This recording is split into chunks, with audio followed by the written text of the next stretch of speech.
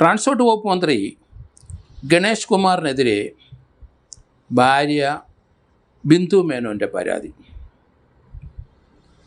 ആ സംഭവം ഇപ്പം വളരെ വൈറലായി എല്ലാ പത്രങ്ങളിലും സോഷ്യൽ മീഡിയയിലും വന്നു കഴിഞ്ഞു. വാളകത്തെ മന്ത്രിയുടെ കുടുംബ വീട്ടിൽ ഭാര്യ ചെന്നു. അവിടെ കാണാൻ പാടില്ലാത്തൊരു സീൻ, മന്ത്രിയുമായിട്ട് ഒരു സ്ത്രീയെ കണ്ടു. അവരതിൻ്റെ ഫോട്ടോ എടുത്തു. ആ സമയത്ത് അദ്ദേഹത്തിൻ്റെ പേഴ്സണൽ സ്റ്റാഫ്, സർക്കാർ ശമ്പളം പറ്റുന്നവർ ഭാര്യയെ തടയാൻ ശ്രമിച്ചു. അവരുടെ മൊബൈൽ പിടിച്ചു വാങ്ങാൻ ശ്രമിച്ചു. അവരെ ഭീഷണിപ്പെടുത്തി. അതിനവർക്ക് അവകാശമുണ്ടോ? സർക്കാരിൻ്റെ ശമ്പളം പറ്റുന്ന പേഴ്സണൽ സ്റ്റാഫ് മന്ത്രിയുടെ ഈ രീതിയിലുള്ള പ്രവൃത്തിക്ക് കൂട്ടുനിന്നത് പോട്ടെ, പക്ഷെ മന്ത്രിയുടെ ഭാര്യ വന്നാൽ തടയാൻ അവർക്ക് അവകാശമില്ല. അവരുടെ വിൽഫുൾ കോണ്ടാക്റ്റ്, അതുപോലെ തന്നെ മലീഷ്യസ് ആയിട്ടുള്ള അവരുടെ ഇൻറ്റൻഷൻ, ഇങ്ങനെയുള്ള പല കാര്യങ്ങളും കയറി ഇറങ്ങി വരുന്നതായിട്ട് നമുക്ക് തോന്നും. വാളകത്തെ വീട്ടിൽ പോകാനായിട്ട് ഭാര്യയ്ക്ക് അവകാശമുണ്ട്. അവിടെ ഒരു സ്ത്രീയുമായിട്ട് ഇദ്ദേഹത്തിനെ കണ്ടു.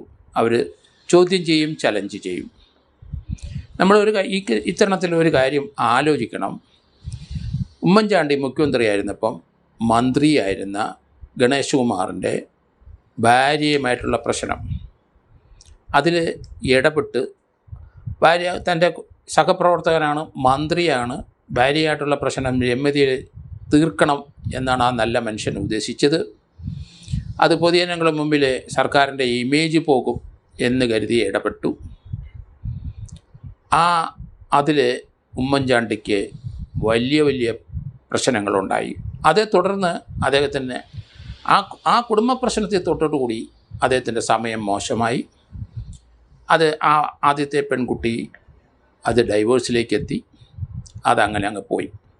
പക്ഷേ ഉമ്മൻചാണ്ടിയുടെ ഇമേജ് ആ കുടുംബ പ്രശ്നത്തിൽ തൻ്റെ സഹപ്രവർത്തകൻ്റെ പ്രശ്നം തീർക്കാൻ ശ്രമിച്ചതിൽ അദ്ദേഹം മാനസികമായി തകർന്നു. അദ്ദേഹത്തിൻ്റെ രാഷ്ട്രീയമായി തകർച്ച വന്നു. അതേ ഗതികേട് തന്നെ ഇപ്പം മുഖ്യമന്ത്രി പിണറായി വിജയനും ഉണ്ടാകുമോ? അദ്ദേഹം ശ്രദ്ധിക്കണം. മറ്റേ അദ്ദേഹം രാഷ്ട്രീയമായി തകർന്ന് തരിപ്പണഞ്ഞത് ഈ മന്ത്രി ഗണേശൻ്റെ കാര്യത്തിൽ, കുടുംബ പ്രശ്നത്തിൽ തീർക്കാൻ ശ്രമിച്ചതാണ്. ഇപ്പോൾ വീണ്ടും അതുപോലൊരു സാഹചര്യം വന്നിരിക്കുന്നു. അവിടെ ഗണേഷ് കുമാറിൻ്റെ ഭാര്യ ബിന്ദു മേനോൻ അവരുടെ ബന്ധുവായ ശ്രീലേഖ DGPയെ വിവരമറിയിക്കുകയും 112 വിളിക്കണം എന്ന് പറഞ്ഞപ്പം തീർച്ചയായിട്ടും DGP അറിഞ്ഞിരിക്കുന്നു. വിളിച്ചെന്നാണ് മനസ്സിലാകുന്നത്. പോലീസ്, കൊട്ടാരക്കര പോലീസ് അവിടെ എത്തി. വാളകത്തെത്തി. അവർ വന്നപ്പം ഇത് കാര്യം വേറെ. ഇതിനകത്ത് ഈ അഭിഹിതത്തിൽ പോലീസിന് ഇടപെടാൻ കഴിയില്ല എന്ന് തോന്നി അവർ പിൻവലിഞ്ഞു. അവരെ ഭീഷണിപ്പെടുത്തുകയും അവരെ തടയുകയും അവരുടെ കയ്യിലിരുന്ന മൊബൈൽ ഫോൺ പിടിച്ചു വാങ്ങാനും സർക്കാർ ശമ്പളം പറ്റുന്ന അവരുടെ പേഴ്സണൽ സ്റ്റാഫ് ശ്രമിച്ചെങ്കിൽ അത് കുറ്റകരമാണ്. തീർച്ചയായിട്ടും അവർ ഭർത്താവിൻ്റെ വീട്ടിൽ വന്ന് തടയാൻ പേഴ്സണൽ സ്റ്റാഫിന് അധികാരമില്ല, അവകാശമില്ല. അതവരുടെ ജോലിയുടെ ഭാഗമല്ല. അപ്പം ഭാര്യയ്ക്ക് പരാതി ഉണ്ടെങ്കിൽ അത് മലീഷ്യസായി അവരെ ശാരീരികമായി മാനസികമായി പീഡിപ്പിച്ചതിന് തുല്യമാകും അത്. അതുകൊണ്ട് 498A IPC അല്ലെങ്കിൽ 85 BNS പ്രകാരം അത് കുറ്റകരമാണ്. ക്രൂവൽറ്റി ടു വൈഫ്, തൻ്റെ ഭാര്യയുടെ മുമ്പിൽ ഒരു ക്രൂവൽറ്റി കാണിച്ചിരിക്കുന്നു. മറ്റൊരു സ്ത്രീയുമായിട്ട് ബന്ധപ്പെടുന്നത് ക്രൂവൽറ്റി തന്നെയാണ് ഭാര്യയുടെ മുമ്പിൽ. 498A അല്ലെന്നുണ്ടെങ്കിൽ 85 BNS സുഖമായിട്ട് നിലനിൽക്കുന്ന കേസാണ്. ഏതായാലും പോലീസിലേക്ക് പരാതി പോയി 112 വിളിച്ചു പറഞ്ഞപ്പം പോലീസ് സോമോട്ടോ ആയിട്ട് കേസെടുക്കണം. മുഖ്യമന്ത്രിയുടെ സ്റ്റാൻഡ് എന്താണെന്നറിയില്ല. അതേസമയത്ത് ഗണേശൻ രാഹുൽ മാങ്കൂട്ടത്തിൻ്റെ കേസിനകത്ത് നമ്മൾ കണ്ടു എത്ര ശക്തിയുക്തമായിട്ടാണ് രാഹുൽ മാങ്കൂട്ടത്തിനെതിരായിട്ട് പറഞ്ഞത്. അതേ രാഹുൽ മാങ്കൂട്ടം ഇപ്പം പ്രതികരിച്ചത് കുറച്ച് സോഫ്റ്റായിട്ടാണ് എന്ന് മനസ്സിലാകുന്നു. 3 സ്ത്രീകളുടെ പരാതിയിൽ വിരളി പിടിച്ചു നമ്മുടെ സംസ്ഥാന സർക്കാർ. DGPയും ആഭ്യന്തര വകുപ്പും ഓടി നടന്ന് കേസെടുത്തു. അത് വെറും ഒരു തുണ്ട് കടലാസിൽ ഒരു പരാതി കൊടുത്തതാണ്, ഓൺലൈനിൽ കൊടുത്തു. അത് അധികാര സ്ഥാനത്തുള്ളവർക്കല്ല, KPCC പ്രസിഡൻ്റൊക്കെ കൊടുത്തു കഴിഞ്ഞപ്പം രാഹുൽ മാങ്കൂട്ടത്തിനെ തപ്പി നടന്നു.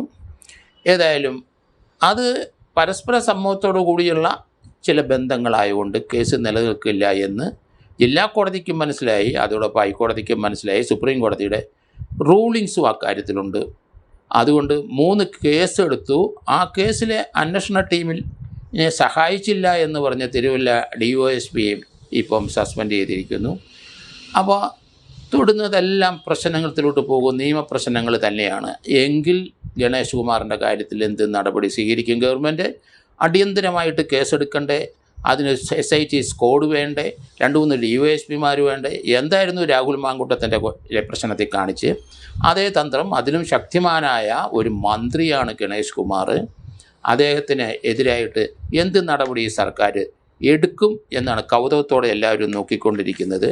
ഉമ്മൻചാണ്ടിക്ക് ഇതുപോലത്തെ ഒരു കേസിനകത്ത് ഇടപെട്ട്, ഇതേ ഗണേഷ് കുമാറിൻ്റെ കേസിൽ ഇടപെട്ടിട്ടാണ് അദ്ദേഹത്തിന് വന്ന ആ രാഷ്ട്രീയമായ അധപ്പതനം, അദ്ദേഹത്തിൻ്റെ ക്യാരക്ടർ അസാസിനേഷനൊക്കെ നടന്ന് കണ്ടു. അതേ രീതിയിൽ തന്നെ വീണ്ടും ഒരു സംഭവം ഇവിടെ ഉണ്ടായിരിക്കുകയാണ്. മുഖ്യമന്ത്രി വളരെ സൂക്ഷിച്ചു വേണം ഇതിനകത്ത് ഇടപെടണമെന്നാണ് ഞാൻ പറയുന്നത്. കാരണം ഒരു മുഖ്യമന്ത്രി താഴെ വീണു, അദ്ദേഹത്തിൻ്റെ പ്രതിച്ഛായ നഷ്ടപ്പെട്ടു. അതേ വ്യക്തി തന്നെ ഇപ്പം വീണ്ടും അതേ രീതിയിലുള്ള ഒരു കുറ്റം ചെയ്തിരിക്കുന്നു. അതിനെ എങ്ങനെയാണ് മുഖ്യമന്ത്രി നേരിടുന്നതെന്ന് കൗതുകത്തോടെ എല്ലാവരും നോക്കും. എന്തായാലും ഗണേഷ് കുമാറിൻ്റെ ഈ ഒരു പ്രശ്നത്തിൽ പോലീസ് ഇടപെടുന്നത് ഇനി കാലതാമസം വരാൻ പാടില്ല. കാരണം രാഹുൽ മാങ്കൂട്ടത്തിൻ്റെ കേസിനകത്ത് എത്ര ക്വിക്കായിട്ടാണ് കേസെടുത്തത്. അദ്ദേഹത്തിന് ഓടിച്ചിട്ട് പിടിക്കുന്നതൊക്കെ നമ്മൾ കണ്ടു. ഇവിടെയും മന്ത്രി ഗണേഷ് കുമാറിനെ ഓടിച്ചിട്ട് പിടിക്കുമോ? കാരണം ഇവിടെ ഇപ്പം വരുന്ന ചില പ്രശ്നങ്ങൾ, നിയമപ്രശ്നം ഞാൻ പറഞ്ഞു, അതിന് 498A അനുസരിച്ച് കേസ് സോമോട്ടോ ആയിട്ട് എടുക്കാം. അവർ പരാതിപ്പെട്ടിട്ടുണ്ട് 112. അതുകൊണ്ട് ആ കേസ് നിലനിൽക്കും. മറ്റൊരു കാര്യം നമ്മളിവിടെ ചിന്തിക്കേണ്ടത്, ഈ വന്ന സ്ത്രീ ആരാണ്?